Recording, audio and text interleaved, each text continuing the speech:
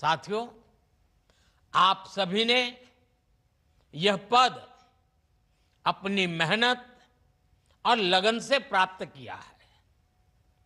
अब समय है कि आप अपने जीवन के अगले पड़ावों को न केवल अपने लिए बल्कि देश के लिए भी समर्पित करें।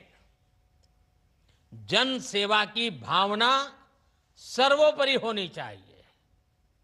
जब आप अपनी सेवा को सर्वोच्च मानकर काम करेंगे तो आपके कार्यों में वो ताकत होगी जो देश को नई दिशा देगी।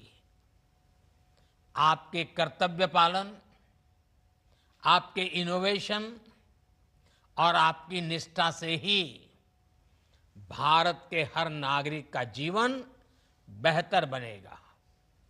साथियों, आप जब किसी जिम्मेदार पद पर पहुंचते हैं तो एक नागरिक के रूप में भी आपके कर्तव्य, आपका रोल और अहम हो जाता है।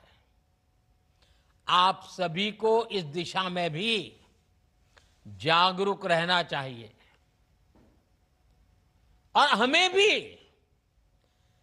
एक नागरिक के नाते योगदान देने में पीछे नहीं रहना चाहिए।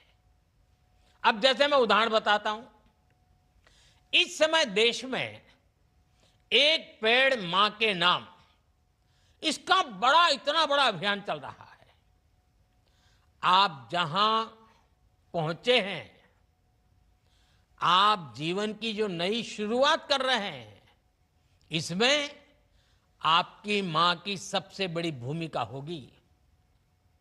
आप भी अपनी मां के नाम पेड़ लगाएं।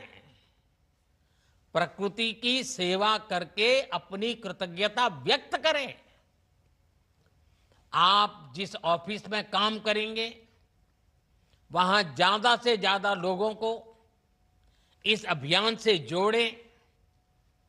आपके सेवा काल की शुरुआत में ही जून के महीने में अंतर्राष्ट्रीय योग दिवस भी आ रहा है। एक बहुत बड़ा अवसर है। इतने बड़े अवसर पर आप सफल जीवन की शुरुआत के साथ ही योग के माध्यम से स्वस्थ जीवन की भी शुरुआत करिए। आपका स्वास्थ्य आपके लिए तो जरूरी है ही, ये आपकी वर्क एफिशिएंसी और देश की प्रोडक्टिविटी के लिए भी उतना ही अहम है।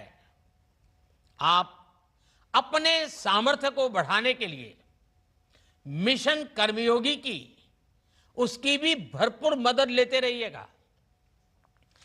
आपके कार्य का मकसद केवल पद प्राप्त करना नहीं है।